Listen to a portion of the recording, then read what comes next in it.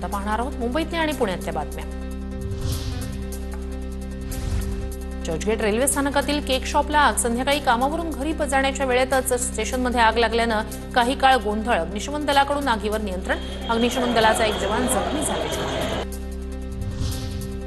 मुंबईत मान्सूनपूर्व नालेसफाई झाली नाही। मुंबई बुडवण्याचं काम केलं जात आहे।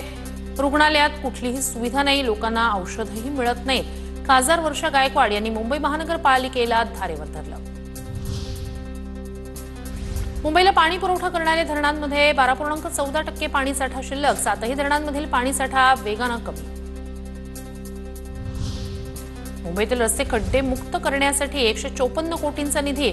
मागील वर्षी खड्डे बुजवण्यासाठी 205 कोटींची तरतूद। डांबरी तसंच पेवर ब्लॉक असलेल्या रस्त्यांवरील खड्डे बुजवले जाणार। सिंहगड किल्ला आजपासून पर्यटकांसाठी खुला। सिंहगड किल्ल्यावरील अतिक्रमण हटवण्याची कारवाई पूर्ण। कल्याणच्या रिंग रोडवर विचित्र अपघात। नियंत्रण सुटलेल्या डंपरची रस्त्याच्या कडेला उभ्या असलेल्या 4 ते 5 गाड्यांना धडक। सुदैवानं जीवितहानी नाही, 7 ते 8 वाहनांचं नुकसान। मुंबईतील एलिफंटा बेटावर लवकरच नवी जेट्टी उभारली जाणार। नवी जेट्टी उभारण्यासाठी 88 कोटी रुपयांचा खर्च केला जाणार।